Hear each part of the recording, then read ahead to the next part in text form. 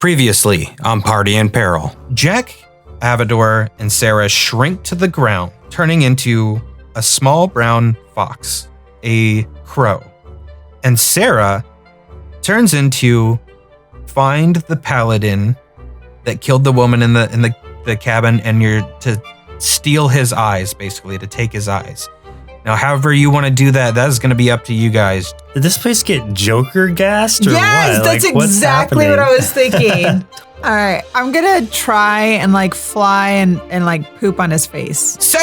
Sir, you're a paladin. Wait, what is going on in here? We stick to the plan. Stick to the plan? Ever since that light fell from the sky, this tree that wasn't even here days ago is now gigantic and growing this disgusting fruit, and every time someone eats of it, they become these mindless things. I can use my power to get the knives out and then just fly straight into his chest. So you sink both talons into where you imagine the eye socket should be through all the poop, and you rip them clear out. You have an eye in each talon. Grab one of those candles and do the same thing. You get where I'm going here? Let's light this tree on fire. You hear this deafening shriek from the tree itself, echoed by all the people that have been affected by it. They're all screaming in unison at the same thing. The dead woman sits up I must ask for you to aid me with one more task. Follow me into Eslam. And she points over at Sheppard's body and she goes, I will bring him for healing. I need to have a word with my true husband.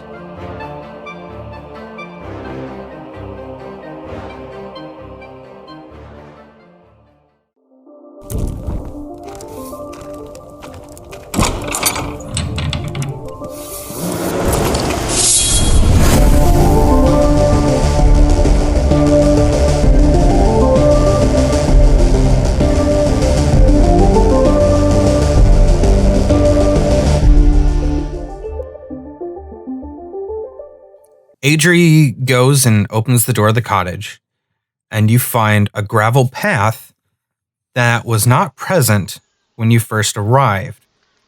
And it travels along around to the east side of the cottage and then continues east through the forest.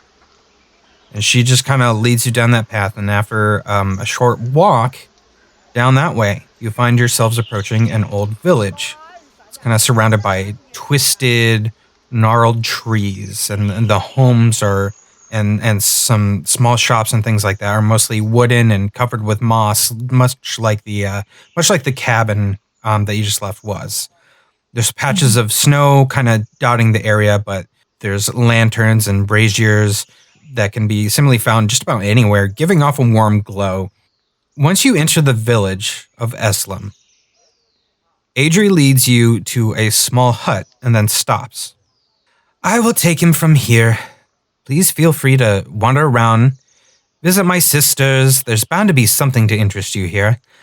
I will look for you once he awakens. And she turns and leads Sheppard on his blanket into the hut. Looking around, you can see that there's few people milling about, but it's fairly sparse. It's a very small village. And Jack, you happen to see a girl about your age sitting on a fence several feet away. And you get the feeling like she's been watching you all since you guys started approaching, coming down the path. Hello? Well, I mean, she's several feet away from you, but let's say 20 feet. Hello. Hello. Yeah, She's just kind of watching you guys. I just raise my hand. And not even a wave, just kind of raise it in a waving motion, just acknowledging that she's there and that we see her. And she just kind of looks and almost shrugs a little bit okay, and puts her hand up too and just kind of gives a little wave that way. You can see it's a human girl dressed in dark clothes, dark brown hair. And that's how I met your mother. I walk over there. Hi, who are you? Like I said, she's got that dark brown hair. She's got equally brown, almost cat-like eyes. And I don't mean as far as the weird people's cat has. It's just the shape of her eyes, just slightly pointed towards the sides and stuff like that. And just kind of gives off that curious sort of look. Like imagine the girl that plays Selena Kyle from Gotham. Have you ever seen a picture of her? Yes. It looks like that, like those really catty kind of eyes and stuff like that, with a little button like a nose. young Michelle Pfeiffer. Yeah, basically. Hi, name's Emily. Do you often carry around dead dark elves? Well, I gotta say it's my first time. I'm not sure about the others. Why do you smell like rat? Well, I kind of like, I can become a rat. I can turn into a rat. I haven't done it in a while. I forgot about it. I'm sorry. How does that work? Are you some sort of druid or something? No, just a curse. You know. Okay. You know. You know how it is. You know how those go. Strangely, I kind of do. Are those your friends over there? They're kind of strange looking. What's that one? She's like pointing at, or kind of like nodding towards Avador, and she's like, is that some sort of devil or strange Seita? Shouldn't she have goat feet? Well, she's super nice and one of the smartest people I've ever met. Smart how? Like magic smart or smart? Smart? But she also knows magic.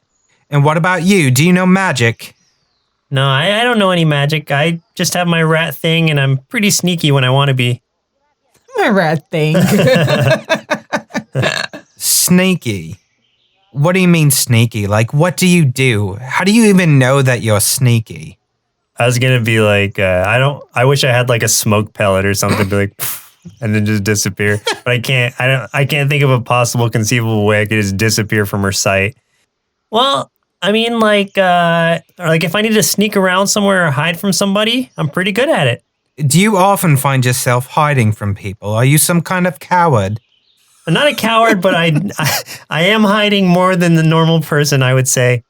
I found myself in situations where hiding was pretty necessary lately. It's been rough. Well, I see you've got all these knives and stuff at your belt. Are those for cutting food, or do you actually use them on folk?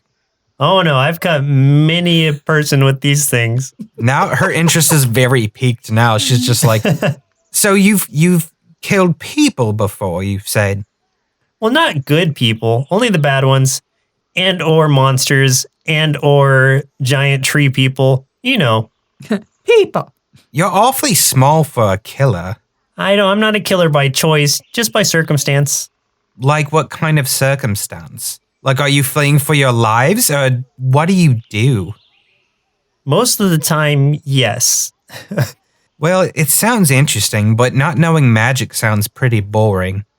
Do you know a lot of magic? Oh, yes. Yes, I know a little bit of magic. Show me something cool. Suddenly, you feel a presence behind you. Do a dexterity saving throw. Oh, nat 20. Nat 20, okay. So there's a tree nearby you guys, just a little, apple tree. You suddenly feel something dropping down from that tree right at you, and you turn and grab right out of the air this jet black cat. Hisses at you and meows at you and stuff like that. And she's like, how did you know he was going to be there? Are you sure you don't know magic? No, I'm just really paranoid. The cat starts hissing and swiping at you. I gently set it down. It walks over to Emily and starts like rubbing against her feet, which are kind of dangling off the fence and purring and stuff like that. That's Thomas. That's my familiar. I can conjure him right out of thin air. I was going to have a mess with you a bit, but it seems you're a little quick. That's one of my things. So is that magic? Is when you summon him? Oh, definitely magic. Only witches can summon familiars. And a few warlocks, I suppose. So you're a witch. We're in a village of witches? Do you not know where you are? Oh, yeah. Not really. Well, why are you even here then? We're just here to save our friend. And one of your friends, your sisters, I suppose, part of your coven is helping him. Oh, you mean the woman that led him into the tent? Right. That would be my mum. Oh. I suppose you're the ones that brought her back to life, eh? I think we had a part in it, yeah. Well, I guess I should thank you for that. So you have my thanks. Absolutely. So, who's your friend that the dead elf friend that you led into with my mum? Well, he is he's got I don't how deep do we go here? Like he's a cursed person he's a human man who's trapped in an elf's body who was mistaken for this elf man who then got a curse put on him and that's put him under. So we're trying to help him get released from that since it was obviously a mistake. And here we are. Oh, man. Yeah, I know. That's supposed to be my dad. I just wanted to see your face, act like I was surprised. Didn't seem like I really got you, though. So what, you're like friends of his? Well, we just ran into each other and we've kind of been each other's company for the past few, I don't know, how long has it been? It's been months. For the past few months. Really? So you've been with him for that long? Yep. What's he like? Well, he drinks a lot, I can say that. But he's also pretty funny and good in a fight. I don't remember much about him. He was away a lot when I was little. And then one day he came back and it was like he was a different person. Kula. I tried to tell my mom that it wasn't really him, but no one likes to listen to little girls, even though we're always right about these types of things. Anyway, he got himself into trouble here and then he were banished. And that was years ago, and I hadn't seen him since, but now I suppose when he started acting differently, that wasn't really him, was it? He was that dark elf instead, wasn't he? Yep. So why are you with him? Why are you even helping him? Basically, I think we're just trying to keep the world from ending in a way. We're trying to stop this weapon from getting put together. A weapon? What kind of weapon? A magic one. I don't know. You're an odd one, you know that. I have no response. I want to talk to the I just one nod with my head. Can I talk to the one with horns? Sure, let me get her. I just wave Avador over. Of course, Jack makes a friend. Sarah follows up behind you guys. Hello, my name's Emily Halsey. Where did you get those horns? I believe it came from my family, whom I do not know yet. What even are you? Are you some kind of Seita? I've seen Seitas. We actually have one here in the village, but their horns are usually much larger. Oh, I've never seen a Seita. That's on my list. No, I'm considered a tiefling. A tiefling? I didn't think those were real. I've heard about you. I've read about them. Didn't think they were real. I would not have known they were real had I not seen my own reflection. But apparently there's a tell that they or we still exist, and I aim to find my family. Where are they? Are they lost? Well, I know I am. You're all a bunch of downers, aren't you?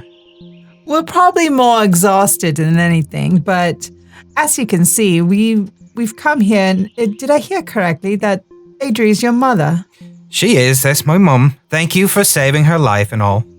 It was our pleasure, to be honest. We weren't expecting it, but we were trying to bring our friend back to life. If I heard correctly, is also your father. That's right. I mean, I guess it's not like I really know him much. I mean, I haven't seen him since I was a little girl. That's okay. I'm an orphan, so my father is someone who took me in. Someone that took you in, what's he like? Magical and wonderful. Magic is good. You know magic? I do. It runs through my veins. It runs through my body. I am magic. And along the way, I've actually learned more. Like what kind of magic? I'm very curious about the land. I'm very curious about animals and plants and the sky. And so I speak with nature quite often. And I actually turn into nature. So I just become one. You can turn into nature? What does that even mean? Well, Jack has displayed that he himself has turned into a were-rat, and I myself have turned into animals that I see along my path, and I use it in order to protect myself and others. He does smell a bit like rot, doesn't he? Hey! When's the last time you've had a bath? Honestly, I don't know. I feel like we've been on the road for a while. It's a bit obvious. Can you demonstrate some of your magic?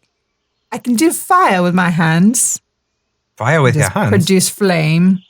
Oh, and she actually, now that you do that, she does the same thing. She conjures a little flame in her hand.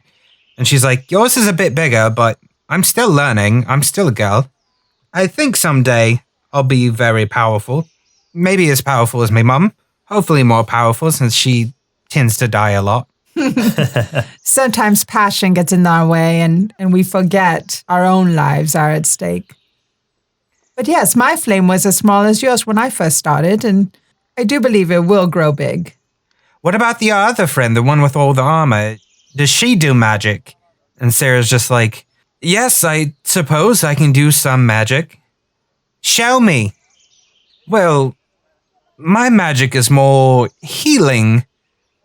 Here, I can do this. And she touches an apple hanging from that tree, and she uses her light spell, and the apple glows with light. And she's like, wow, that's very boring. Show her your magic hammer. She holds a hand up to the air, and you guys can kind of see like this light sort of forming in her hand, and it just starts vaguely taking the shape of a hammer. What almost looks solid, but still very like transparent in this kind of golden color with kind of like motes of light kind of coursing through it and things like that. And Emily's like, okay, never mind. Not as boring. That's pretty cool. Yeah, that one's my favorite too. Yeah, you have good taste. That's a pretty cool spell. I don't think I can do that one. We usually do darker magic. It's why we're always targeted by the ecclesia and the like. And she looks at Sarah and she's like, you look ecclesia to me. And Sarah will say, I assure you I am no longer part of the ecclesia. That is behind me. I only look forward. You speak so proper. Now that's boring. She looks back at you, Jack, in particular, and she's just like, well, it's going to be a while before my mom is finished. You should take a wander around. I can show you some of the best shops and places around here if you like. Sure. Be our guide, please.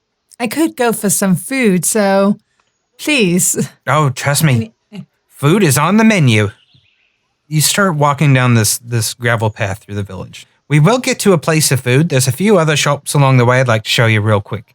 You might find some things worth purchasing here. And you stop outside this small shop. There's a sign on the outside that says Alazon's Apothecary. Alazon's the best potion brewer around. Might have something handy in there for you.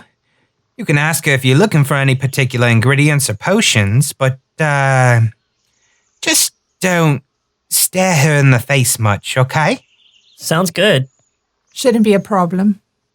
So when you enter the shop, you are surrounded just by the sound of like boiling liquids and smells of herbs. And you see vials of all kinds of different colors dotting the inside of a small, weathered-looking room.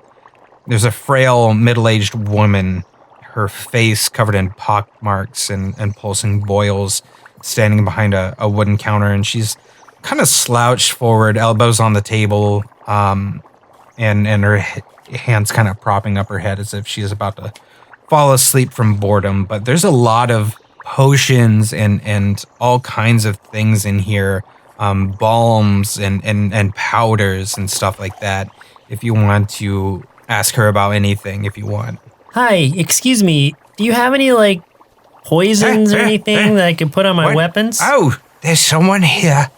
A poison, you say? You're looking for a poison? Yeah, please. Yes, we do have a potion of poison. Why would someone as young as you be looking for a poison? Well, I'm trying to just find something to apply to my daggers to make myself a little more powerful, you know. Okay, well, we do have one potion of poison. It's just 1 gold, if you have gold. Yes, I think we still have a lot of gold. Yeah. I don't remember how much. Yeah, check your thing. Oh, yeah. I know Yeah, you... I've got 116 Oh, gold. jeez. Yeah, you definitely have some. You're Yeah. rich. Oh, we also have some other potions, and just for the sake of the technical talk, I'll have to say what some of these are, I guess, instead of just calling them random things. We have 2 potions of greater healing, both a gold each. So this is she's pointing over at these 2 vials over here, and it's this red, just glimmering kind of liquid in there. And that's the healing potions. I'll take those 2. Okay. 2 more gold, please. She also has what's called a potion of clairvoyance. Okay. She also has potion of speed. When you drink that, you gain the effect of the haste spell for 1 minute. She also has something called Marusa Balm. It is a fire retardant. She also has Sooth Salts, and I promise I'm almost done saying what she's got here. You would gain advantage on intelligence checks. And then she also has a potion called Filter of Love. If you get somebody to drink that, they will fall in love with the next person they see for so many hours. So we'll pretend that she said all of those things in her voice, but there's all those things. If you have those written down somewhere, can I just like grab a sack and take everything? You're going to buy all of them? Yeah, we have so much money. It's like, why not be prepared? Okay. All right. So you are just going to clean house. And she's just like, what? Goodness. Okay.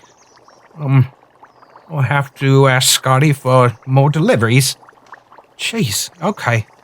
So she's packing things up and stuff for you, and then so your total for all of this would be let's see, 1, 2, 3, 4, 5, 6.5 or 6 gold, 50 silver is basically what it amounts to.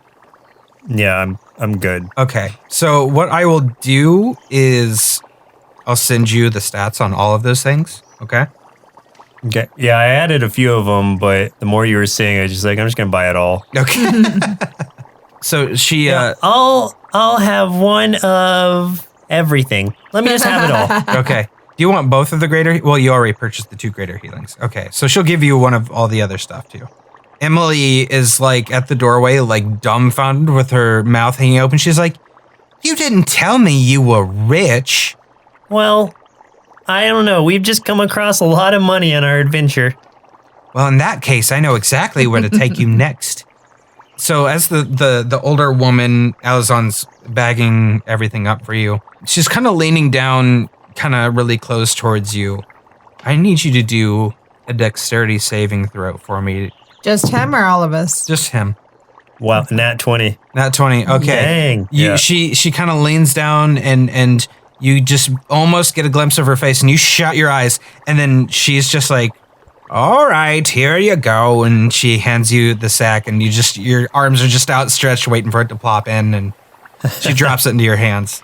And I just sneak out, like, kind of covering my eyes. Thank you. Good thing, that would have gone very bad. So next, Emily leads you past she's not trying to stop here, but this is along your way as you're walking. You're walking down and you're passing this blackened triangular tent with a single pole erecting it from the bottom to the top. And within it are various displays of animal skeletons. And a few are really small, a few are very humanoid looking, but also kind of tiny. And there's a man in dark and very luxurious clothing with a pencil mustache standing beside it as a woman browses kind of some of the displays and stuff. And his eyes almost look like they're about to pop out of his head when he sees Avador, and he's like, oh yes, very fine. Very fine. And Avador, he runs up to you and starts running one of his long fingers across one of your horns. May I have one of these horns? How much? First of all, I am not for sale. Secondly, you must ask before you can touch me. How dare you? Oh, so sorry, but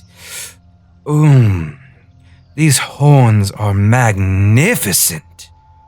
Are you sure you wouldn't part with them? I'm absolutely sure, and I do not like the way you're speaking to me. I actually feel very uncomfortable all of a sudden. What if I offered you, he's leaning real uncomfortably close. What if I offered you 100 gold for just half a horn? No, I'm not for sale. He backs up a little bit and he's like, 200 gold. I said no. And honestly, what is it of your business? What do you need a horn for? He just smiles a little bit and he's like, I apologize, my lady. Please let me offer you one of my pets. You can take it for free and be on your way, and I will not bug you again. And he points over and you can kind of see that, there's like skeletons of there's some cats, there's some ferret skeletons, owls, rats, possibly a gnome or two. Or two. Sarah's just kind of staying back. Like she definitely is not liking what's going on here. And you can kind of see, actually, both of you do a perception check. 9. 20. Nice. Not Okay. but- After you can see out of the corner of your eye, Emily's shaking her head like, Don't think you should do that. I'm sure I don't notice this, so I'm just really fixated on those tiny gnomes. I'm just leaning over. Oh, young sir, if you would like one of these. No, he would not. And please walk away. I do not want any of your friends, any of your pets, whatever you want to call them. We are not for sale. But no, Amador, I'll take care of it. I promise. I'll clean up after him. I'll feed him. We are on land that is dark land, which means dark magic, which is something we do not need to carry with us on our journey. So please leave it alone. Sure, you wouldn't just like to have a little look-see. No. What if I name him I will Frederick? put a spell on you if you do not walk away. Well, such a shame to see these poor horns go to waste, but as you will. Go to waste. They are attached to me. It is not a waste. For now. I'm gonna get flame coming out of my hands, both hands. Walk away. He retreats back into the tent. He's just, okay. Emily is just like, whew. Okay. Sorry about that, lot. Let's continue on, shall we? And she leads you to another place a little farther down. As we're walking away, I look back at the tent, I see Frederick standing outside of the tent, and I give him a little wave, a goodbye wave. I'm sorry, you couldn't be mine. Which skeleton did you name Frederick? No. Just one of the gnomes. You said there were a couple gnome ones. Yeah. You see one of the fingers twitch a little bit. I feel satisfied. So after walking a little bit further away from that, she stops you outside of this small shack and she says, now this is my favorite shop. It's full of all kinds of cool artifacts and magic. The best part is if you can impress Garrick with something, he may give you something for free. But it's very hard to do, otherwise everything is quite a bit of money. So entering this small shack, you're greeted by the sweet smell of perfumes, giving you just this very serene feeling. And the inside of it is adorned with just vibrant colors of pinks and golds. And there's several places to sit among a large variety of pillows and cushions. And this very androgynous looking satyr, he claps his hands giddily from the corner of the room near this very ornate golden table with only 3 items on it. And then there's a small shelf above that where you can see a bunch of rolled up scrolls sitting in a few baskets. And he goes, Oh, good. Please, welcome to my magnificent little getaway where my wares can take you anywhere. Figuratively speaking, of course, they don't transport you anywhere. They just do cool stuff. And If you can do something to impress me, you can pick one of them absolutely free. But I don't impress easily. And he's just, his little fingers are waving at each other and he's very excited looking. And Emily's like, I've never been able to impress him, but if you can impress him with some bit of knowledge or trade or trick, maybe you can get something for free. Otherwise, look at the things on the table because they're pretty cool. The intoxication of the aroma is wonderful. Jack, I do believe that I can't even smell the rat on you. Oh, all right, 1 second. I transform in my little rat form, and then I stand up on my back legs, and then I'm making sure that he's looking at me, and then I do this thing where I'm just like, rah, I pretend I'm hulking out, and I turn into my big rat form, my were-rat form. Just the transformation he's seeing happen. I'm a rat that hulks out. Oh, fun. Oh, I've never seen anyone do that before. Not through unmagical means. Are you cursed, boy? Yeah, but, I try to take advantage of it. What a wonderful curse. And if you look Emily's way, you can see, she has, hearts for eyes right now. As she sees you turn into this, she's just like, wow. I'm still a big, gross were-rat, so I wink at her with my gross, big rat eyes. She winks back. Please. Oh, in all my years, I've never seen anyone do that before, which is surprising because I've seen a lot of things. Please come over to my table. Take your pick. And you can see that there's, like I said, there's 3 things on this table. There's also some scrolls above that for sale. You can ask about any of the scrolls, otherwise on the table. And again, you can ask what any of these things do. On the left side, you see a shard of hazelwood that's been scarred by lightning. In the middle is a griffin claw. It's smeared with a golden ichor. And on the right side is a jagged shard of sapphire smeared with blood. Ooh, what's that claw in the middle? So these are all, these are ciphers, basically. They are magical little artifacts that can do something very specific. So this one that you're looking at, when held and activated, so this cipher would conjure a bolt of lightning. It can shoot at a range of 100 feet, and it does 3d6 lightning damage. The target does a dex saving roll, and they succeed, then it would do half that damage. And I'm getting one of these for free? You get one of them for free. Or unless you want to get a scroll. The scrolls basically, they'll basically give you some different spells. If you want to know, there's 4 scrolls in particular. If you want to know the names of those, you can ask, because that'll give you a hint as to what they do. I'm more fixated on these impressive looking items. Okay, what's the one on the end with the blood on it? A cipher where, when held and activated, it will allow you to see through clothing and armor. Okay, yeah, I'm going to go with the lightning claw. That sounds a lot cooler.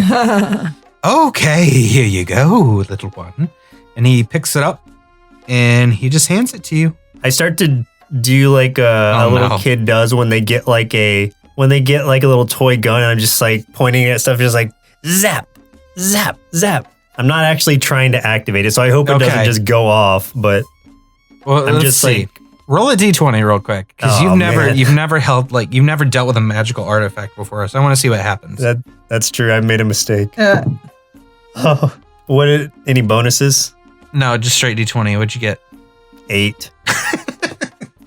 So it doesn't go full on lightning bolt, but a little surge of energy zaps out and blows a little hole in the table just a little bit and scuffs it just chars it a little. And he's like, okay, I would be quite happy if you could take that outside, little one, if you're going to play. Oh my gosh, I'm so sorry. Mm-hmm. And then I just walk out quietly, but then he hears me outside. Zap, zap, zap, zap. Avador, he's going to look at you and he's like, what about you? You have something that could impress me. Otherwise, these 2 items here, 200 gold each. The scrolls up here, only a mere 20 gold each. Up here we have the Scroll of Dance Macabre, the Scroll of Disguise Self, a Scroll of Reverse Gravity, or a Scroll of Zone of Truth. What item would you say is the most valuable to you personally? Most valuable to me? Ooh, no one's ever asked me that before. Oh, that's impressive. No one's ever thought to ask me that. Oh, I like you. You may have one for free. He would indicate that the one he likes the most is the hazelwood piece that's scarred by lightning. Now, you don't have to pick that. You just asked him which one he likes the most. So that's the one that he likes the most. What information would this provide for me? So this one, when you hold it and activate it, this cipher would conjure an area of daylight for 1d6 rounds. So let's say you used it in combat. You'd roll a d6, and whatever situation you're in, it would turn to daylight for that many rounds of combat. I will take that and I will honor it with you in mind. Oh, okay, here you are. And he plucks it from the table and he plants it in your hand and he's like, now keep the other one out of that one's little paws. I'm afraid he's going to get himself in some minor danger. Zap, zap, zap, zap. He's always goodness. in danger. I'm not surprised in the least. May I offer you any of these scrolls? 100 gold each if you're interested. I thought they were 20. Was it 20? Yeah, I think you're right. Fuck it. Whatever I said earlier. That much each. There's a sale. Yeah. Sale's over. Sorry, they're back to 100. I will take all of them, actually. All of them.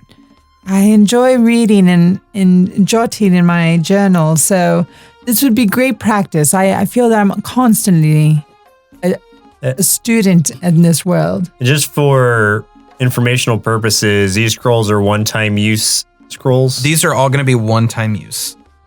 Oh my gosh, you have so much gold. I didn't realize. That's why I didn't need to sell my horn, motherfucker. Yeah, that guy wasn't impressing you at all with those prices. Nope. So are you guys done shopping then? I think so. Okay. Yeah, I'm fixated on my talon. Pew, pew, pew. And Yep. Emily is one, still enamored with Jack, and two, dumbfounded that Avador seems even richer than Jack is, and is just like, how do you have so much money? Did you rob someone? It's called street smart, young girl. You'll learn. I've never really been anywhere other than here. So, I do suppose I'm probably lacking in a few, what'd you call them? Street smarts? Correct. Well, that sounds rather boring. I was starting to like you. Right. Lived in the streets. All right, so after leaving the place which is called Garrick's Gallery of Oddities, Emily hears your stomach start to rumble, Avador, and she says, okay, so our last stop will be perfect. You can get some food there, and I promise it's quite delicious. She leads you kind of towards the center of the small village, and there's kind of a town square there, shadowed by a larger cottage adorned with a sign with a red pot and the words, The Infernal Cauldron. Entering that doesn't leave a lot of room for a great first impression. It's pretty small, it's dimly lit, only a few tables, hardly anyone inside.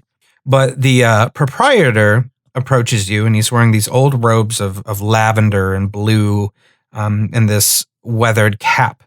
And beneath that weathered cap, you can see he's got kind of like a hard-lined face with an expression of amusement, accentuated by a very large white mustache. And he says, oh, why hello, my good friends. How lovely to see you today. How is our village treating you? Much better than expected, actually. Good, good. I am Facilius, the curry master. And Sarah kind of cocks an eyebrow at him, not sure what that means.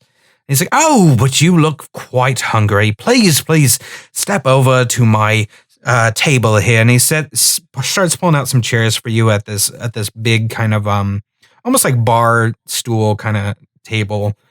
He's kind of hands you this scroll that's got some different foods written on it. And it's all different kinds of, all he makes are different kinds of curry, which are only found really in this area that you guys are in. And you can kind of see, like, looking behind him into some of the back rooms and some of the shelves and stuff. There's all kinds of steamed rices of different colors. There's white and brown and yellow and blue. There's smoked meats and powders and sauces everywhere. And it smells amazing. Like, this is the greatest smell you have ever encountered. God. We're like actually hungry. We haven't eaten today. All day. Yeah, so you guys are going to be really sad by the time. Now I want curry. Yes. Yeah, your mouths are just watering like crazy. Sarah's gripping her stomach and looks kind of embarrassed because it is growling ferociously at this point. And she's like, well, it is true. We haven't eaten in some time. We should purchase something to recover our strength from our last battle. I don't know what curry is, though. And Facilius goes, oh, a battle. Goodness, well, you must be hungry. Well, come pick out some of my famous curry and rice for those poor little tummies. And we have some mild, some spicy, and then for the adventurous, some have magical properties. You won't leave unsatisfied. Emily will kind of point out some of them on there, and she points out that her favorite one is called the Vindi, which is yellow rice. It's very, very spicy and served with chicken. And it has these very succulently sweet onions and kind of a buttery flavor. And I know I'm torturing you guys with this right now. Yeah. There's also the Sadansk, which is a white rice with pork or chicken. It's very sweet and citrusy with just a little bit of heat. There's the Rokma, just white or brown rice with pork or chicken. And it's full of tons of spices, like you would be watering for days. There's no heat, but it's very savory. That's their most popular one. He goes, okay, so these are the three main ones, but there's two off the menu. Those are prized meals. Now, if you want these special ones, there are two to choose from. There is the Pegasus wing. He holds up this vial, and you see this gold color sauce that glistens as he turns it. This is served with all sweet blue rice and real Pegasus meat.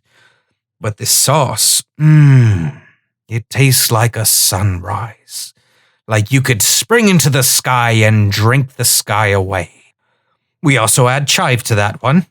And the second, and he looks around the room suspiciously, and he pulls out several bowls out from under a cupboard beneath the counter.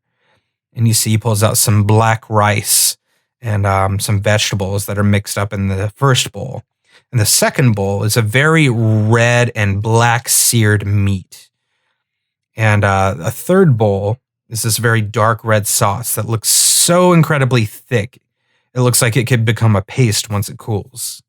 And he says, this one is dragon's breath curry. Now, this is the spiciest curry you could imagine, but with the greatest reward. The flavor is unparalleled and unhindered by the heat. Now, I'd tell you what's in it, but if I even uttered it aloud, I'd be placed under a terrible curse. But I originally tried this dish on the banks of a Lorne island from an old sage there, and after trying it, I left my wife and family and traveled the world to bring this amazing food to others. It changed my life, friends, and it could change yours. This curry is destiny itself.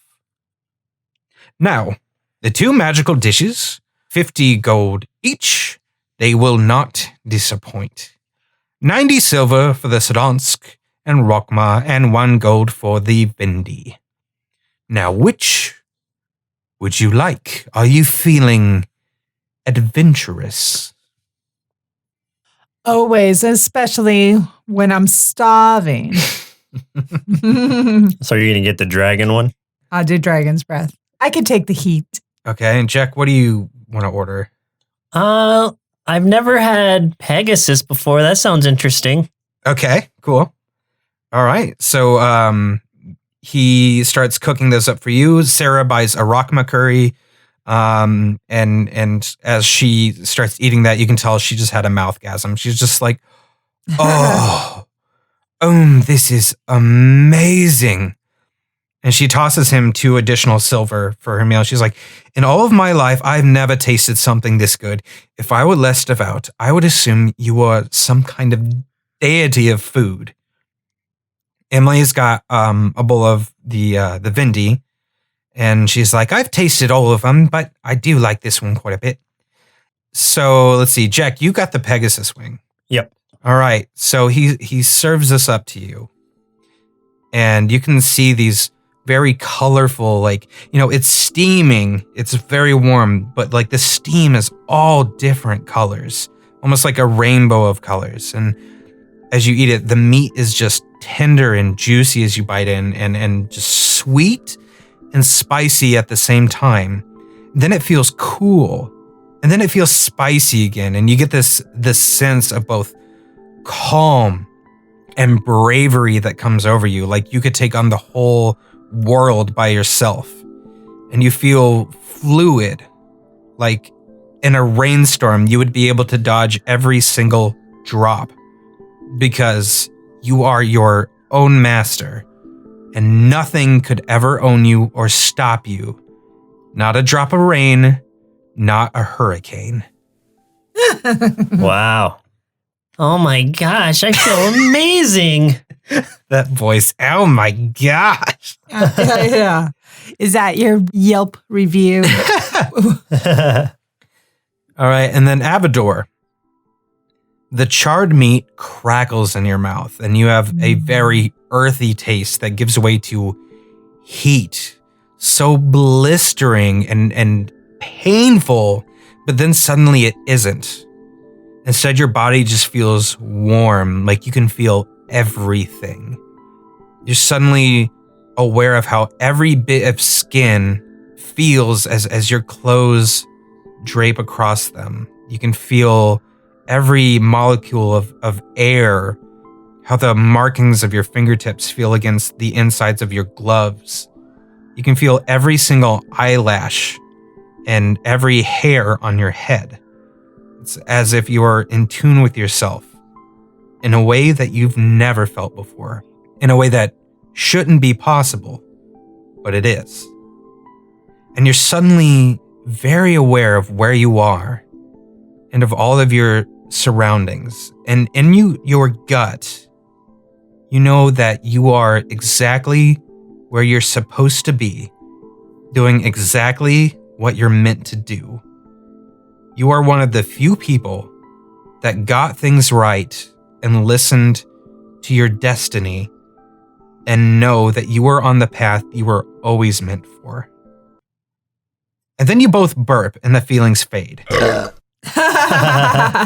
No, come But back. you can't forget the way that you felt and the thoughts that came with it. And that is something, that experience is yours forever now. And Sarah gives you this strange look as both of your mouths are just hanging open wide, and you haven't blinked for a very long time. Are you okay, Jack? Avador? You're right. I think I'm better than okay. I think I realize that the heat that I'm feeling today, I'm most definitely going to feel it tomorrow. Dragon's breath turned into dragon's butt. Dragon's butt. Yeah, and Pegasus' butt. Yeah. Emily is smiling, but then you can see her stop smiling and she kind of frowns and she goes, in a very hushed tone, she leans in and she's like, Jack, there's a man in the back of the room that's been watching you ever since we got in. Do you know him? And sure enough, you look back towards the corner of this room, and there's a man there, middle-aged, sitting in a fairly relaxed kind of manner, with a salt and pepper beard and hair and simple leather clothing. And once he notices you looking back at him, Jack, he makes a few hand signals in thieves' cant. And because you've recently been studying it and know, you can tell he makes a signal for talk and a signal for alone. And leaning in closer, you recognize this man that you haven't seen in years. This was a man that you loved and looked up to like a father figure. This was the bandit that took you in as an infant, that taught you how to sneak and steal, and gave you some beginning of purpose. And you know that he is known among the bandits and jails across the land as Scotty Six Fingers, the man that taught you everything. I signal back and just ask, now? He signals and says, please. Okay. If I don't have anyone's immediate, I guess they are just talking to me. So, I'll just be like, Hey, I'll be right back. And Sarah's like looking at you a little worried, like, is everything okay, Jack? Yeah, don't worry about me. I'll just be a second. I'm assuming it's far enough away to where no one would be able to hear us. Yeah, talking. it's across the room, so Okay. no one's gonna hear you. So he says, it's been a moment, hasn't it, Jack Gray? And he's smiling. You've grown. Still short, but somehow less short. How are you, son? I'm good, all things considered. Where have you been? How are you? I was about to ask you the same question. I feared maybe you were dead after the gods at Duragard found us. I lost more than half of our guild that day. Where did you run off to? Were you taken? Honestly, it was kind of a blur, but I ran off and tried to blend into the crowd, just like you taught me, so that I could get away. I was hoping that you'd all do the same, and it looks like you did, which is great, but why didn't you try to find me? Why didn't you try to reach out? Well, I was caught. I was imprisoned for a bit. Broke out, then was recaptured. Hung at the gallows, or so they thought. I paid the hangman to situate the noose just right, so it pressed into my jaw instead of my throat. Lucky bit there. Then I looked for you for months. I always held out hope that, of all of us, you would be the one to survive. You are more clever than a lot of us ever were at your age. So, my apologies. I eventually gave up hope of ever finding you, and Jack, I'm so sorry, I never should have. But how have you been? Where have the years taken you? These last few months have been trying, to say the least, but right now, I think we're on a mission to save the world. Save the world? What do you mean by that? It's a long story, but suffice to say, we just need to stop some bad people from getting some powerful things. And how did you wind up in a witch village like this? Well, that's another long story, but we came here trying to save one of my new companions who I've met just a few months back, but now consider one of my closest friends. Well, I'm glad that you have someone at your side. those over there, and he kind of points towards Emily and Avador and Sarah, and he's like, are those your companions? Yeah, those are my friends. Part of my pack. Do they treat you well? They treat me very well, yes. I couldn't ask for a better family. I'm glad. And the smile that he's kind of had fades just a little bit, and he says, Jack, you know me to be an honest man for the kind of work that people like us do. And I know foul things are afoot.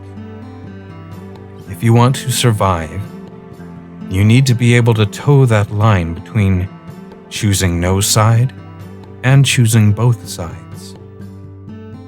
Come with me. Your friends there look like good people. But good people don't survive the kind of things that I feel are coming. But I can keep you and I safe. There's so much more I can teach you. What do you say? I can't leave them behind. If it's a choice between coming with you or staying with my friends, I have to stay with them. We're on a noble mission and I can't say no. I can't turn back now. They wouldn't leave me and I won't leave them. He looks a little sad. Not disappointed, just sad. He says, are you sure, son? The Golden City has fallen, and with both of our skills at thievery, we could acquire more wealth than anyone in this land. We could rule atop the ashes of this world. But that's just it. It would just be ashes. We can't. If there's nothing to rule over, what's the point of ruling? He puts a hand on your shoulder and looks you in the eyes. And he says, very well. I will honor your decision. You're really becoming quite a man, Jack. And he ruffles your hair a little bit and stands up and pulls you into an embrace. I hope we meet again soon, son.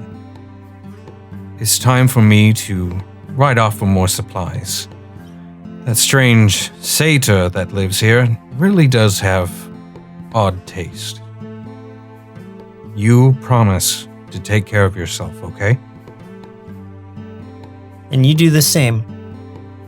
And he smiles and he pulls a hood up over his head and begins to exit the tavern, and he nods respectfully at Avador and Sarah as he departs. And you hear the door close as he exits. But then the door opens again, and a tall silhouette fills the frame against the dim light.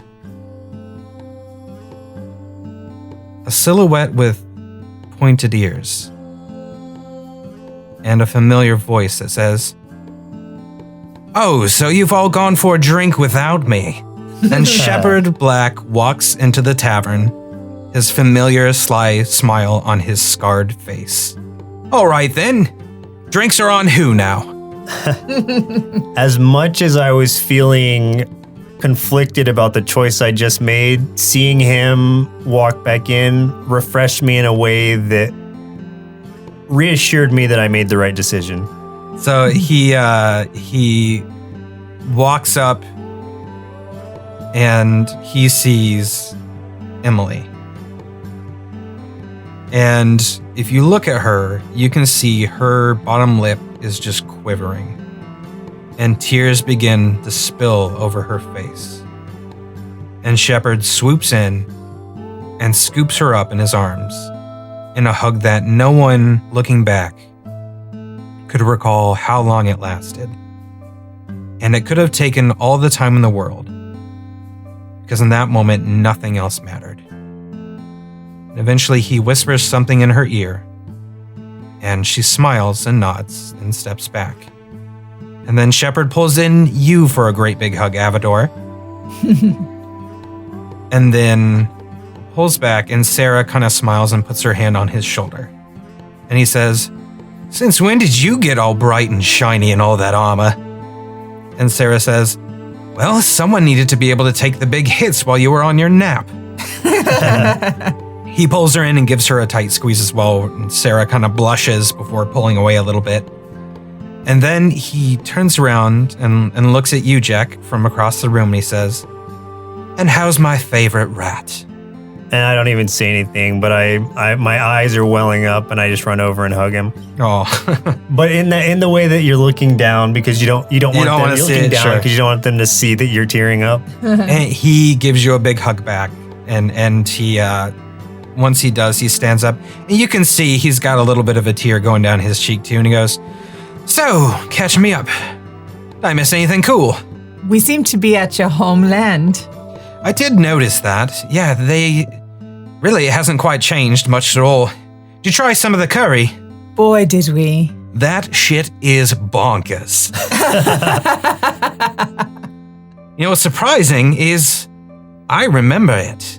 In fact, I remember everything now. And not just the memories of the witch breed turned paladin, Edmund Halsey, but the dark elf, Von Drill. I remember everything of both of them. I am both of them, and yet also neither of them. In a way. I suppose I'm just Sheppard Black. And the others are all dead. Good riddance. Well, we're very excited that you're alive, and we tried really hard to cover your stuff. And but there are many days where you were naked, so it's good to see you awake. You really missed out. We got to tear somebody's eyes out. That was interesting. Oh, shite, that sounds awesome. Where'd you do that? Well, I was a fox, she was a crow, and Sarah was a little dog. I don't know. You would have been there. It was an interesting experience. He looks down at Emily and he's like, "The hell are they talking about? Did you put some sort of spell on them? What's going on?" "It wasn't me. Of course, they did this themselves. That all happened before they got here. I didn't meet them yet." "Okay, so, great. And the coin and that key, are they safe?" They are safe, and now we know where we're going from here. And Jack, you feel your pockets where you've been hiding the coin and the key. And you realize they're gone. I don't mean to alarm anybody, but I don't think they're safe anymore. At least, I don't have them. So, unless one of you took them from me, I think we're in trouble. We have no reason to take it from you. We entrusted you with them. Yeah, this is the thing about trust. Jack, are you sure that's Sarah talking? I can't find them anywhere. I don't remember anyone even getting close enough to me to take them. I don't know where they could have gone. Did you use it as payment by accident? Was it with your gold coins? No, definitely not. I have them in a separate pocket. They were here just earlier today. I don't understand. Sarah looks at you and is like, "Jack, if we lost this coin and the key, this could be the end of this world if the enemies get it. When's the last time you remember seeing them?" I remember seeing them this morning. I had them. I felt to make sure they were there. I always check on them, so I don't know when that happened. Your friend, the one that you just spoke with, is he a thief? He's one of the best thieves, but why would he do that? He wouldn't have any reason to.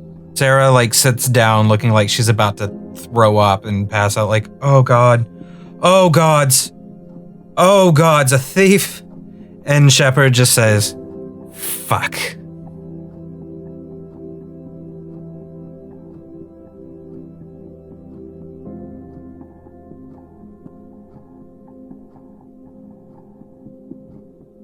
Somewhere deep in the red tower of Arnhem, a man with a blue sash pulls a stone etched with runes from his pocket. And he grunts as he sees it pulsing with just the faintest of light. He walks over to a small, simple table. And atop it, there is a large copper bowl full of water. He places the stone into the bowl and the water begins to shimmer, revealing a scenery of forests and a man who pulls down his hood. And the man standing over the blue sash, standing over the bowl, says, "Ah, Scotty Six Fingers Rathorn. I thought the Queen was through with your services. Tell your Queen to ready my original price, and then double it, and then double that, and then triple all of it." "What the hell are you blabbing about?" "I have the final coin, and the key to unlock them. I just won this war for you."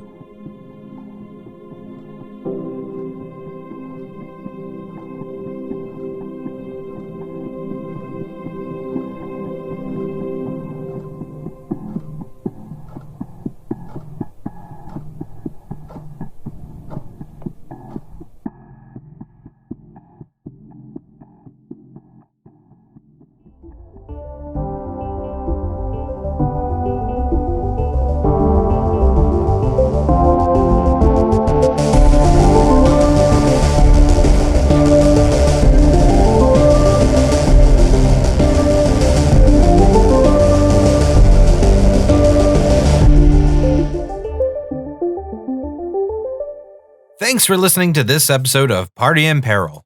If you liked this episode, please share it with your friends or digifriends on social media and use the hashtag NerdSloth so we can thank you for your support.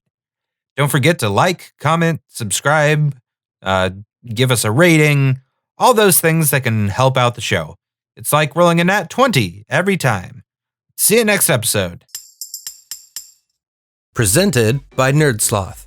A place for lazy nerds. If you like what you heard, consider donating at patreon.com/nerdsloth so we can continue bringing you quality shows. Be sure to also leave us a review and share your favorite episodes and clips on social media. If you're looking for more content, catch us on YouTube and Twitch or visit us at nerdsloth.com.